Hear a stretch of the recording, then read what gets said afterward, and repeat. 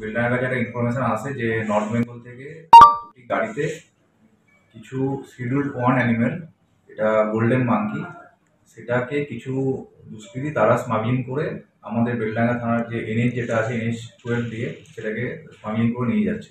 তো সেই ইনফরমেশনের উপর বেস করে আমাদের পিসি অফিসার সুদীপবাবু ভাবতা রেলগেটের কাছে তাদেরকে দুটো গাড়িকে ডিটেন করে এবং গাড়ি দাঁড় করানোর পরে গাড়ি সার্চ করে দেখা যায় চারটি গোল্ডেন মাঙ্কি, যেটা basically schedule one animal, endangered অ্যানিমেলের মধ্যে পড়ে।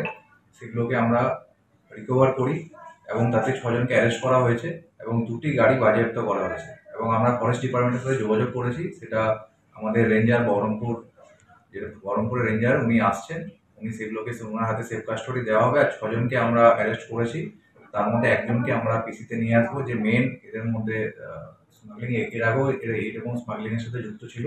তার নাম হচ্ছে মিঠু দাস, বাড়ি হচ্ছে রানাবাঁধ, এটা আপনার নদিয়া ডিস্ট্রিক্টের মধ্যে পড়ছে।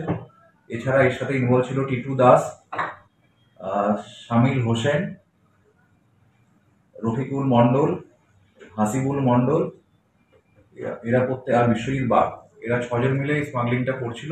তার মধ্যে আমরা হচ্ছে মিঠু দাসকে আমরা রিমান্ডে নিচ্ছি। এটা বেসিক্যালি যেটা আমরা পেয়েছি যে ফাটাপুকুর, এটা রায়গঞ্জ থানার মধ্যে ফাটাপুকুর থেকে নিয়ে আসছিল এবং সেটা বিরোহীতে নিয়ে যাচ্ছিল। এবং কি উদ্দেশ্য মানে এটা বেসিক্যালি ইন্টারন্যাশনাল স্মাগলিং যে র্যাকেট আছে তারা এর মধ্যে ইনভলভ আছে। এরা বেসিক্যালি এরা মালটাকে হচ্ছে এক জায়গা থেকে এরা নিয়ে যাচ্ছিল এবং ওখানে রিসিভার থাকতো, রিসিভার সেটাকে রিসিভ করে বাইরে সেটাকে পাচার করতো। এগুলো আনুমানিক মূল্য কত হবে? এটা বেসিক্যালি ফরেস্ট ডিপার্টমেন্টে বলতে পারবে, কিন্তু এগুলো অনেকটাই মূল্য, প্রায় কোটি টাকার উপরে ইন্টারন্যাশনাল মার্কেটে মূল্য থাকে। কারণ এটা বেসিক্যালি গোল্ডেন মাঙ্কি হচ্ছে শিডিউল্ড ওয়ান অ্যানিমেল এবং এর বিভিন্ন রকম আন্তর্জাতিক বাজারে বিভিন্ন রকম কাজে ব্যবহার করা হয়। এছাড়া বড় বড় জু যেগুলো আছে, প্রাইভেট জুতেও এগুলোকে রাখা হয়।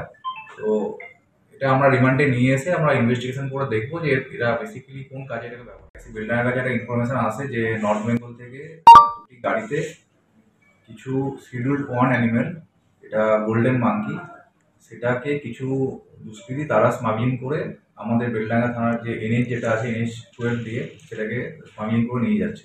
তো সেই ইনফরমেশনের উপর বেস করে আমাদের পিসি অফিসার সুদীপবাবু ভাবতা রেলগেটের কাছে তাদেরকে দুটো গাড়িকে ডিটেন করে এবং গাড়ি দাঁড় করানোর পরে গাড়ি সার্চ করে দেখা যায় চারটি গোল্ডেন মাঙ্কি, যেটা basically schedule one animal, endangered অ্যানিমেলের মধ্যে পড়ে।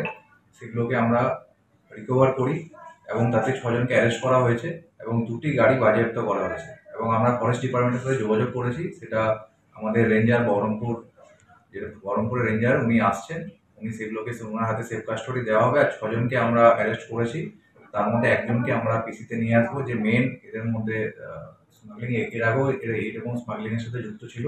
তার নাম হচ্ছে মিঠু দাস, বাড়ি হচ্ছে রানাবাঁধ, এটা আপনার নদিয়া ডিস্ট্রিক্টের মধ্যে পড়ছে। এছাড়া এর সাথে ইনভলভ ছিল টিটু দাস, শামিল হোসেন, রফিকুল মণ্ডল, হাসিবুল মণ্ডল, আর বিশ্বজিৎ বাগ, এরা 6 জন মিলে স্মাগলিংটা করছিল।